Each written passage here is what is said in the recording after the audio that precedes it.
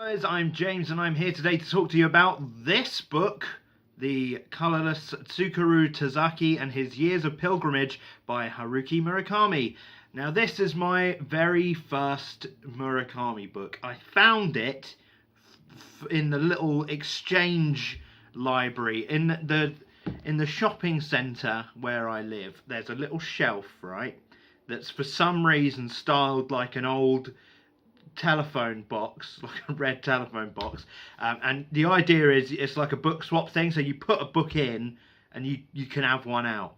So I, not bothering with charity shops at this stage, went there, dumped a load of old shit books that I didn't like, which you might find reviews of on this channel if you look hard enough, and I picked up this because I'd never read a Murakami book before.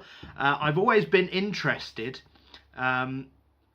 Mainly, I think, do you know why? It's because of 1Q84, which I for years misread as IQ84, and I was like, oh, what's that about? Looks interesting. But then I heard all this stuff like, oh, you know, it's a trilogy. I'm like, oh, I don't want to get into the trilogy, mate. And then they're like, oh, it's about magical realism. I'm like, oh, no, I don't understand symbolism.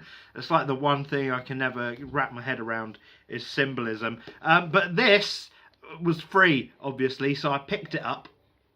And what it's about is a guy called Tsukuru Tazaki, obviously, and basically all of his friends' names have like the meaning of their name has a color in it. So like one is called Akamatsu, which means red pine. One is called Omi, which means blue sea, and so on. And Tsukuru is like the only one in this friendship group who doesn't have a colour.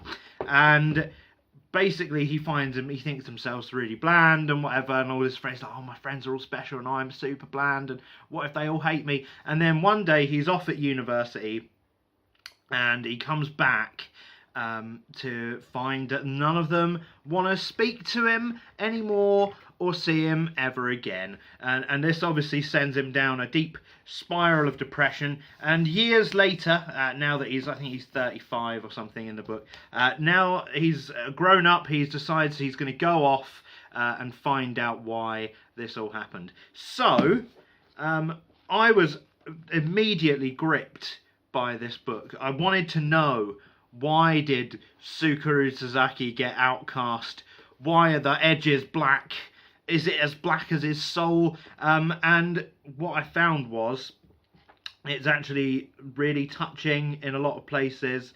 Obviously, most of the novel deals more with Tsukuru and like his reaction to the event itself, like this being cut off from all your friends, and like it was a really interesting theme to discover, like you know, just to explore this idea of what it's like to become isolated when you really sort of feel isolated to begin with, and just sort of have your darkest fears about yourself confirmed, seemingly, and then obviously it deals with sort of people's passions for life and you know, going after their ambitions and the perception of yourself versus other people's perception of you.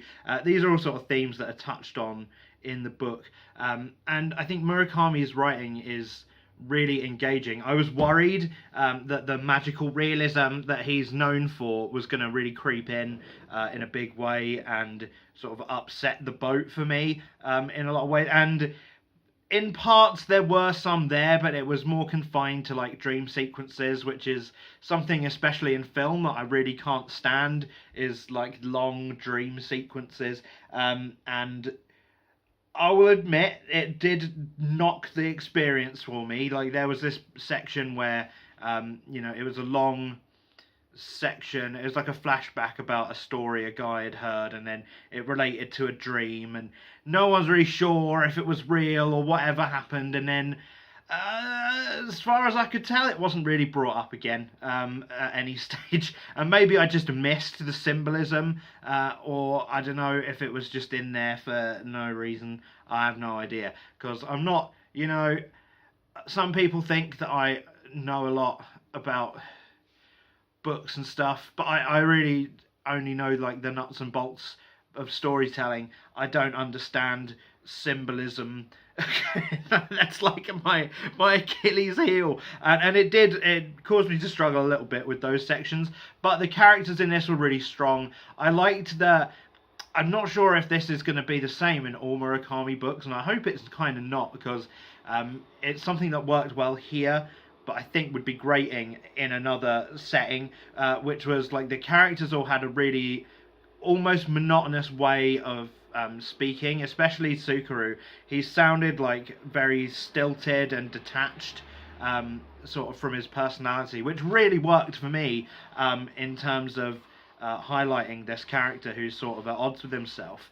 And I'm glad that some of the journey aspects, obviously it's quite a short book, even though it says his years of pilgrimage, it could have gone somewhere, it could have gone off the rails, but it didn't. It kept itself contained, which is good, because sometimes, a small story is all you need to really explore a character, and I don't think spending too long with these characters, because none of them are really particularly good people, it's one of those where a lot of the protagonists are not all that likeable. Tsukuru himself is relatively likeable, but obviously being in the head of someone with so many neuroses can be great draining after a long time. So yeah, overall, Colorless Tsukuru Tazaki and his years of pilgrimage, really good. I'm interested now in reading more Murakami, maybe avoid some more of the more out there magical realist stuff.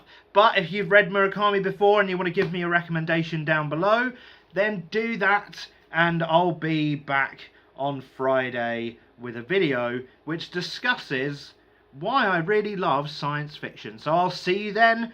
Goodbye.